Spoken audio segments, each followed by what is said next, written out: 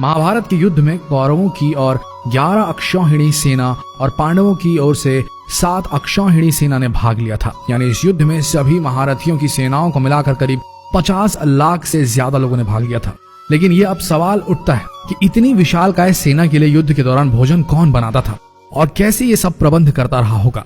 सबसे बड़ा सवाल यह है कि जब हर दिन हजारों लोग मारे जाते थे तो शाम का खाना किस हिसाब किताब से कैसे बनता रहा होगा। सोच कर देखिए कितना मुश्किल प्रिपोजिशन है ये। दर्शकों, आइए जानते हैं आज के इस वीडियो में वो गूढ़ रहस्य कि कैसे पोषण मिलता था महाभारत के सैनिकों को। महाभारत को सही मायने में हम विश्व का प्रथम विश्व युद्ध भी कह सकते हैं, क्योंकि उस समय शायद ही कोई ऐसा राज्य था जिसने इस युद्ध में भाग न लिया। उस काल में आर्यव्रत के समस्त राजा या तो कौरव या पांडवों के पक्ष में खड़े दिख रहे थे। हम सभी जानते हैं कि बलराम और रुक्मणी ये 2 ही व्यक्ति थे जिन्होंने इस युद्ध में भाग नहीं लिया था। किंतु एक और राज्य ऐसा था जो युद्ध क्षेत्र में होते हुए भी युद्ध से अलग था, और वो था दक्षिण का उडुपी। महाभारत में वर्णित कथा के अनुसार जब उडुपी के राजा अपनी सेना सहित कुरुक्षेत्र पहुंचे तो कौरवों और पांडवों दोनों ने उन्हें अपने पक्ष में लेने का प्रयत्न करा। लेकिन उडुपी के राजा बहुत दूरदर्शी थे। उन्होंने श्री कृष्ण से पूछा, हे माधव, दोनों ओर से जिसे देखो युद्ध के लिए लालायित दिखता है, किंतु क्या किसी ने सोचा है कि दोनों ओर से उपस्थित इतनी विशाल सेना के लिए भोजन का प्रबंध कैसे होगा। इस पर श्री कृष्ण ने कहा, महाराज, आपने बिल्कुल सही सोचा है। आपके इस बात से मुझे प्रतीत होता है कि आपके पास इसकी कोई योजना है। अगर ऐसा है तो कृपया बताएं। उसके बाद उडुपी के राजा ने कहा, सत्य तो यह है कि भाइयों के बीच हो रहे इस युद्ध को मैं उचित नहीं मानता।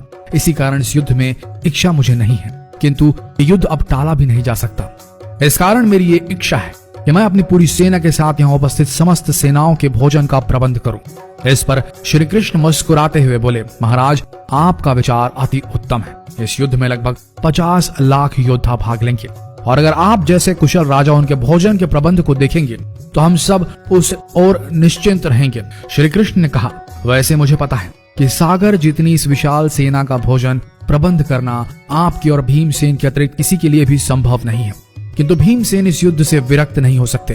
अतः मेरी आपसे यह प्रार्थना है कि आप अपनी सेना सहित दोनों ओर की सेनाओं के भोजन का भार संभालें।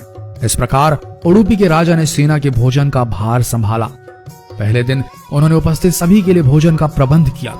उनकी कुशलता ऐसी थी कि दिन के अंत तक गिन के एक भी दाना बर्बाद नहीं होता था।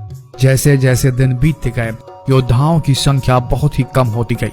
दोनों ओर के योद्धा ये देख के आश्चर्यचकित हो जाते थे कि हर दिन के अंत तक उडुपी नरेश केवल उतने ही लोगों के लिए भोजन बनाते थे जितने वास्तव में उपस्थित रहते थे।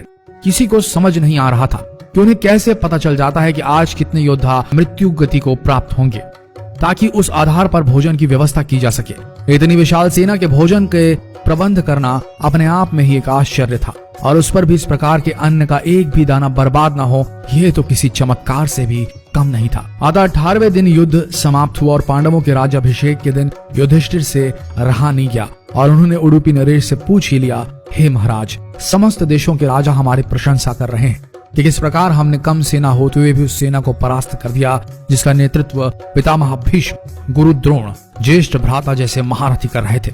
किंतु मुझे लगता है कि हम सबसे अधिकांश प्रशंसा के पात्र आप हैं, जिन्होंने न केवल इतनी विशाल सेना के लिए भोजन का प्रबंध किया, अपितु ऐसा प्रबंध किया कि एक दाना भी अन्न का व्यर्थ न हो पाया। मैं आपसे इस कुशलता का रहस्य जानना चाहता हूँ। इस पर उडुपी नरेश ने मुस्कुराते हुए कहा, सम्राट, आपने जो इस युद्ध में विजय पाई है उसका श्रेय किसे देंगे। इस पर युधिष्ठिर ने कहा, श्री कृष्ण के अतिरिक्त इसका श्रेय किसी और को जा नहीं सकता। अगर वे ना होते तो कौरव सेना को परास्त करना असंभव था। तब उडुपी नरेश ने कहा, हे महाराज, आप जिसे मेरा चमत्कार कह रहे हैं वो श्री कृष्ण का ही प्रताप है। ऐसा सुनकर वहां उपस्थित सभी लोग आश्चर्यचकित हो गए। तब उडुपी नरेश ने इस रहस्य से पर्दा उठाया और कहा, हे महाराज, श्री कृष्ण प्रतिदिन रात्रि को मूंगफली खाते थे। प्रतिदिन शिविर में गिन के मूंगफली रखी जाती थी और उनके खाने के पश्चात गिनकर देखी जाती थी उन्होंने कितनी मूंगफली खाई है। वे जितनी मूंगफली खाते थे उसके ठीक 1000 गुना सैनिक अगले दिन युद्ध में मारे जाते थे। अर्थात वे अगर 50 मूंगफली खाते थे तो समझ आता था कि अगले दिन 50,000 योद्धा युद्ध में मारे जाएंगे। इसी अनुपात में अगले दिन भोजन कम बनाया जाता था। यही कारण था कि कभी भी भोजन व्यर्थ नहीं हुआ। श्री कृष्ण के इस चमत्कार को सुनकर सभी उनके आगे नतमस्तक हो गए।